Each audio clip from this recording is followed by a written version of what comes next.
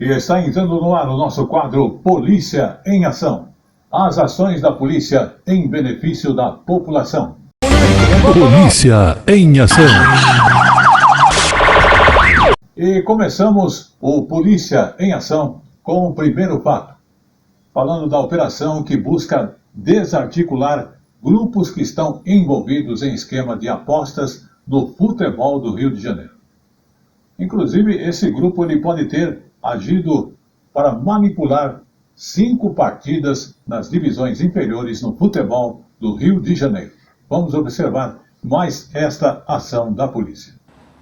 Agentes policiais foram às ruas na cidade do Rio, em Duque de Caxias, na Baixada Fluminense e no estado de São Paulo. Segundo as investigações, o grupo pode ter agido para manipular pelo menos 5 partidas das divisões inferiores do futebol do Rio. O grupo criminoso se aproximava dos clubes, colocavam jogadores que já estavam previamente mancomunados com essas pessoas para que garantisse resultados de derrota, e eles apostavam nessa derrota para conseguir ganhar dinheiro.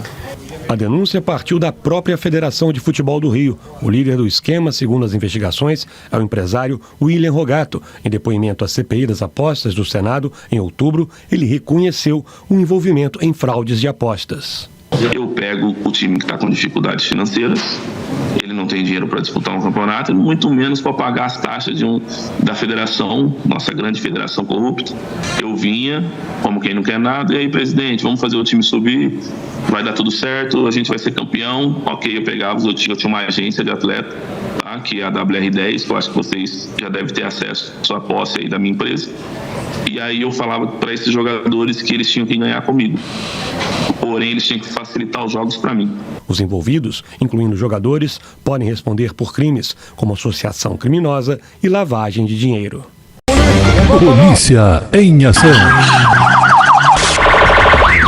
E vamos agora ao fato seguinte, questão de balas perdidas, né? Inclusive é triste relatar esse fato. Um menino de 4 anos foi morto por bala perdida em Santos, litoral de São Paulo. E, de acordo com a própria PM paulista, o tiro provavelmente partiu da arma de um policial. Vamos observar. Segundo a Polícia Militar, os 7 policiais envolvidos nessa ação foram afastados. Tudo isso aconteceu ontem à noite, por volta de 8 da noite, no Morro São Bento, em Santos, quando, segundo a polícia, os policiais faziam ali uma patrulha de rotina. Aí, avistaram um grupo de 10 pessoas que, quando viu os policiais, fugiu. Os policiais, então, consideraram esse grupo suspeito e aí conseguiram reencontrá-los novamente. Foi aí que houve a primeira troca de tiros. Os policiais, então, pediram reforço, o reforço veio por um outro lado e esse grupo ficou cercado. Aí teve, então, a segunda troca de tiros e foi aí que um adolescente de 15 e outro de 17 anos foram baleados.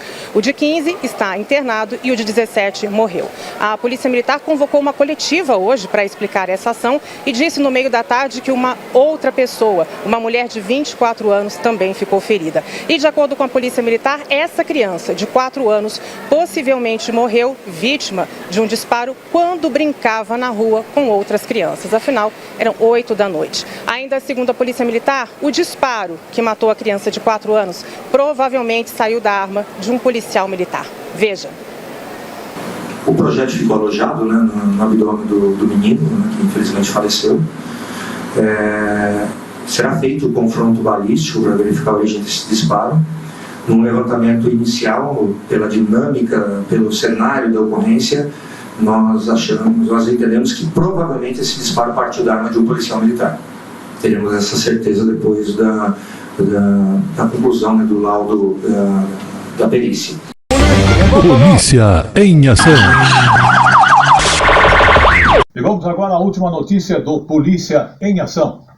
Falando da própria Justiça, que soltou 10 dos 21 torcedores uruguaios no Rio de Janeiro.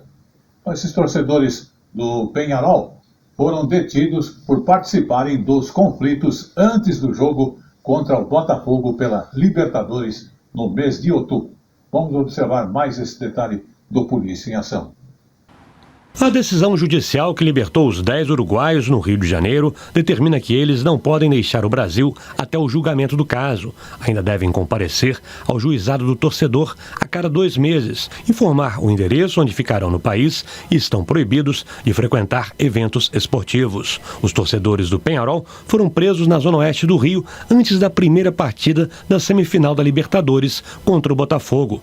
Eles são réus por lesão corporal, roubo, dano, resistência, desobediência, desacato, injúria racial e por promover tumulto, praticar ou incitar a violência. Os outros 11 uruguaios detidos no mesmo dia não foram libertados pela justiça e continuam presos.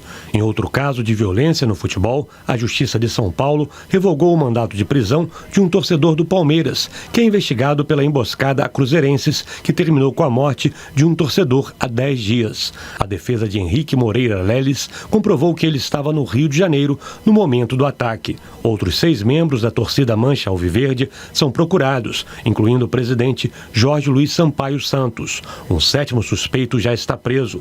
O ônibus com os torcedores do Clube Mineiro foi atacado na rodovia Fernão Dias, na Grande São Paulo, quando eles retornavam de uma partida realizada no dia anterior em Curitiba. A Mancha Alviverde nega participação no ataque e a defesa dos suspeitos afirma que parte deles não estava no local onde ocorreu o crime. Polícia em ação. E com essa última informação, a edição do Polícia em Ação desta semana vai ficando por aqui, agradecendo a sua audiência. Até lá. Polícia em ação.